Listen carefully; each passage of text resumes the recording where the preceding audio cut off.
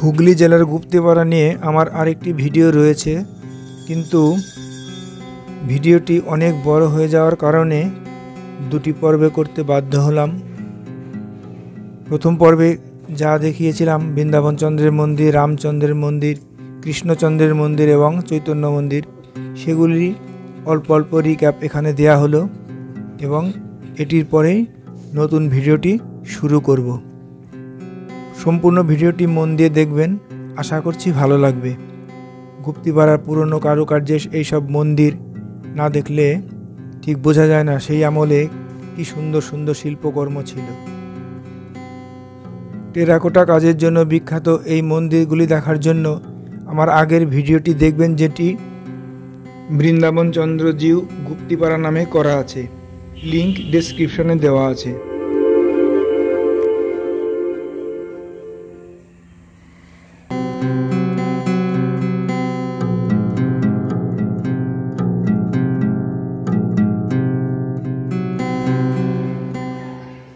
এবারের নতুন পর্বটি শুরু করব। আজকের নতুন পর্বে থাকবে জোড়া শিব মন্দির এবং দেশকালী মাতার মন্দির। পৌঁছে গেছি জোড়া শিব মন্দিরে। এখানে মোট দুটি শিবলিঙ্গ রয়েছে। প্রথমটির নাম রামেশ্বর শিবলিঙ্গ। যেহেতু এটি পঞ্চম দণ্ডী স্বামী সন্ন্যাসী রামানন্দ আশ্রমের সময় প্রতিষ্ঠিত, তাই এই শিবলিঙ্গটির নাম রামেশ্বর শিব। আর দ্বিতীয়টি জমিদার বিশ্বেশ্বর রায়ের গৃহদেবতা। তার গৃহের মন্দিরটি ধ্বংসপ্রাপ্ত হওয়ার কারণে মঠের ম্যানেজার রাজেন্দ্র রায় এই শিবলিঙ্গটি এই মন্দিরে এনে প্রতিষ্ঠা করেন 1912 সালে। কিন্তু প্রথম লিঙ্গটি স্থাপিত হয় 1720-25 সালে, অর্থাৎ 300 বছর আগে। তখন থেকে এই মন্দিরে দুটি শিবলিঙ্গ বর্তমান।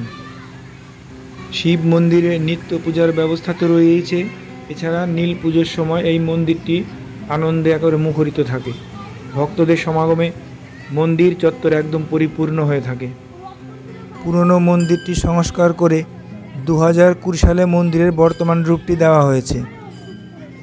এই মন্দির দুটি গুপ্তিপাড়া রথ সড়কের উপরে অবস্থিত। ওই যে সামনে রথ ঢেকে রাখা আছে, সারা বছর থাকে ঢাকা। আর এই রাস্তার বাঁ পাশে এই যে বট গাছের পাশে পাশাপাশি দুটি মন্দির, দেশকালিকা মায়ের মন্দির এবং জোড়া শিব মন্দির। এখানে কিভাবে আসবেন তার বিবরণ আমি পরবর্তীতে দিয়ে দিচ্ছি। আপাতত আমরা মন্দিরের ভেতরে যাব এবং দেখব সেখানে কি কি ব্যবস্থা, কি কি মূর্তি রয়েছে সেগুলো দেখব। এটি শিব মন্দিরের বাইরে। স্কুলের বালিকারাও দেখছি মোমবাতি দান করছেন বাবার উদ্দেশ্যে।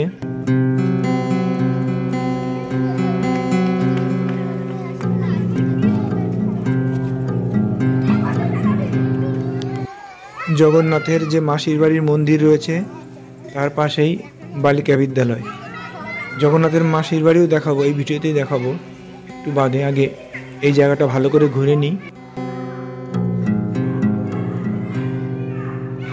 জোড়া শিব মন্দির এটি প্রথমটি বানলিঙ্গ এবং এই বানলিঙ্গটির নাম রামেশ্বর শিবলিঙ্গ, কিন্তু দ্বিতীয়টির কোনো নামকরণ করা হয়নি।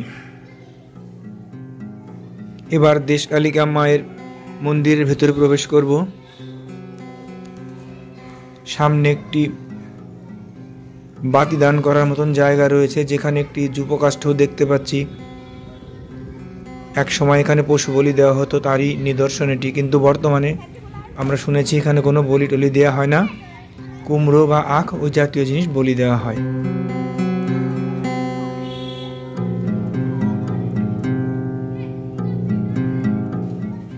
বাঁদিকে এখনো যূপকাষ্ঠটিকে প্রতিদিন পুজো করা হয়। ভক্তরা এখানে মোমবাতি এবং ধূপদান করে থাকেন। দেশকালী মাতার পীঠাসন স্থাপিত হয় 1720 থেকে 1725 সালের মধ্যে বৃন্দাবন চন্দ্র এস্টেটের পঞ্চম দণ্ডী স্বামী সন্ন্যাসী রামানন্দ আশ্রমের সময়ে। তিনি প্রথমে বটবৃক্ষের মূলে বসে বীরাচারী তন্ত্র সাধনার সিদ্ধিলাভ করেন এবং পীঠাসন স্থাপন করেন।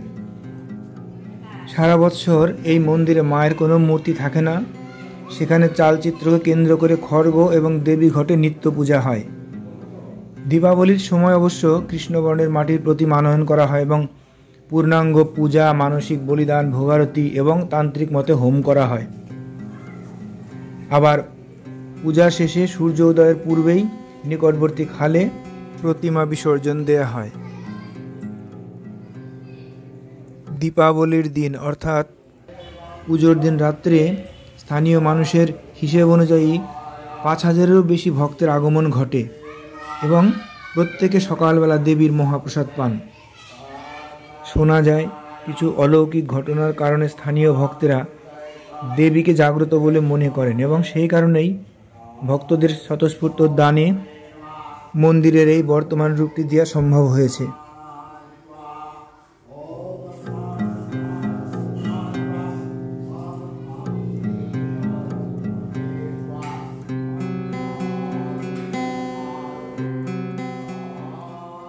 মন্দিরের পবিত্রতা এবং পরিচ্ছন্নতা বজায় রাখার জন্য ভক্তদের নিকট অনুরোধ করা হয়েছে একটি ফলকের মাধ্যমে।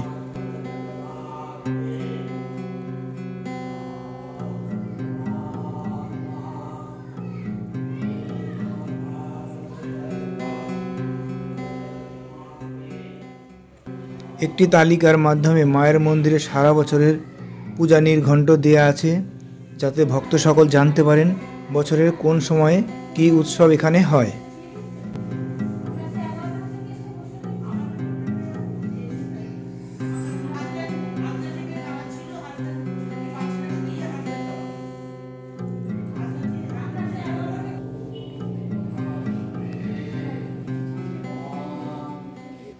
মন্দিরের ঠিক পূর্ব পাশে মায়ের ভোগ প্রস্তুতের জন্য একটি আলাদা কক্ষ নির্মাণ করা হয়েছে, যেটিতে মায়ের জন্য ভোগ প্রস্তুত করা হয়।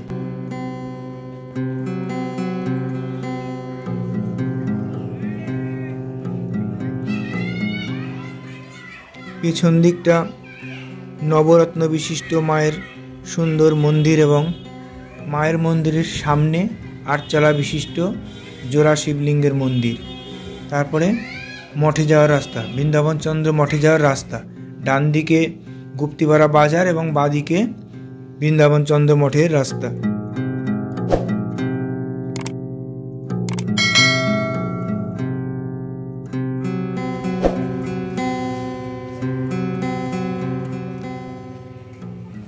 মন্দির প্রাঙ্গণের বিশাল বটবৃক্ষটি সমস্ত এলাকাটিকে ছায়া সুশীতল করে রাখে।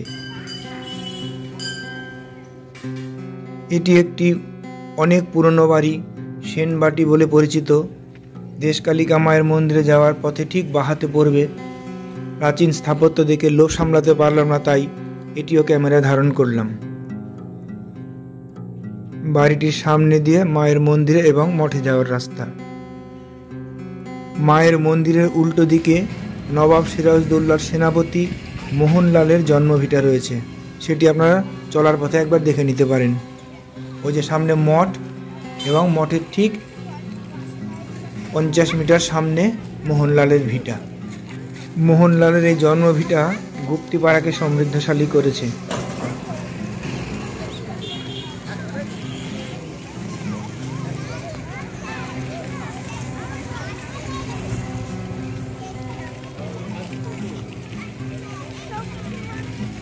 সামনে বৃন্দাবন চন্দ্র মঠ, বাহাতে ওয়াচ টাওয়ার এবং তার বাহাতে রথ। রথটি টিনের একটি ঘেরা করে ঢেকে রাখা আছে, যাতে বর্ষা জলে নষ্ট না হয়। এই সামনে দিয়ে সামান্য একটু এগিয়ে গেলেই দেশকালিকা মায়ের মন্দির। বৃন্দাবন চন্দ্র মঠটি ভালো করে দেখার জন্য আমার আরেকটি ভিডিও রয়েছে, সেটি দেখার অনুরোধ করছি, যার লিঙ্ক এই ভিডিও ডেসক্রিপশন বক্সে দেয়া আছে। সামনে মন্দিরটি জগন্নাথের মাসির বাড়ি। রথযাত্রার সময় 7 দিন বিগ্রহগুলি এই মন্দিরেই রাখা হয়। এই মন্দিরটি গুপ্তিপাড়া স্টেশন থেকে মঠে আসার সময় বাহাতে পড়বে, বা ফেরিঘাট থেকে ওঠার পরে বাহাতে পড়বে। এখন বলে দিই এই দেশকালী মায়ের মন্দিরে এবং মাসির বাড়িতে কিভাবে আসবেন। গুপ্তিপাড়া বাঁধাগাছি মোড় থেকে গুপ্তিপাড়া রেলওয়ে স্টেশন হয়ে মাত্র 4.5 কিলোমিটার। টোটোতে আসতে 10 থেকে 12 মিনিট লাগবে। এছাড়া বেহুলা স্টেশন হয়ে জামতলা হয়েও এখানে আসা যাবে, সেখানে পড়বে মাত্র 3 কিলোমিটার। আর শান্তিপুরের দিক থেকে এলে ফেরিঘাট হয়ে 300 মিটারের মধ্যে এটি পড়বে। তাছাড়া একটি ম্যাপ আমি এখানে দিয়ে দিচ্ছি যাতে আপনাদের বুঝতে সুবিধা হয়। প্রয়োজনে ভিডিওটি একটু পজ করে দেখে নিতে পারেন। এটি মাসির বাড়ির মন্দিরের গর্ভগৃহ। ভেতরে রয়েছে রাধাকৃষ্ণের বিগ্রহ এবং সেই সঙ্গে অন্যান্য কিছু ঠাকুরও রয়েছে। সামনে রয়েছে শালগ্রাম শিলা। পরপর দুটি গেট থাকার কারণে ভালো করে ছবি নিতে পারলাম না, সেই কারণে মনে দুঃখ রয়েই গেল।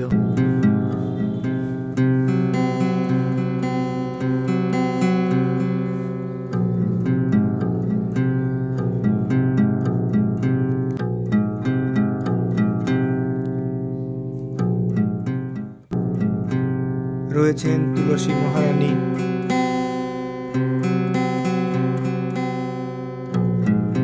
নাটমঞ্চটি বেশ প্রশস্ত। মন্দিরের ঠিক পাশে ছোট্টর মধ্যে একটি সুন্দর বাগান রয়েছে।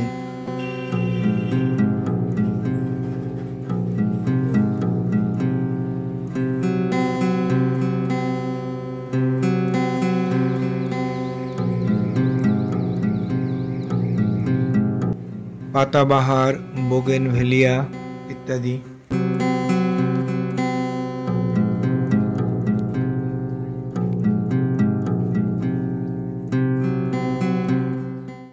এবার আস্তে আস্তে মন্দির থেকে বেরিয়ে পড়ব।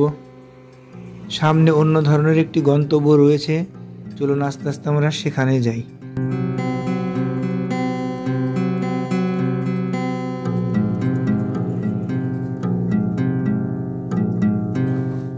চলে এলাম গুপ্তিপাড়া মহাশ্মশানে, যেটি ফেরিঘাটের একদম পাশেই। শান্তিপুর থেকে গুপ্তিপাড়া আসার যে ফেরিঘাট, ঠিক তার পাশেই রয়েছে এই মহাশ্মশানটি।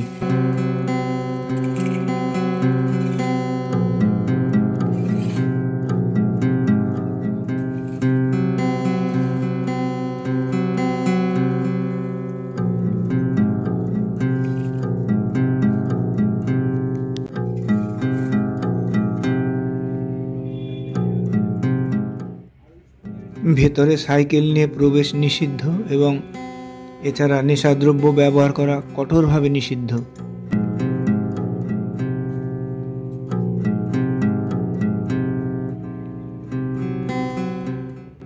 মানুষের নশ্বর দেহের শেষ ঠিকানা এই চিতাগুলি।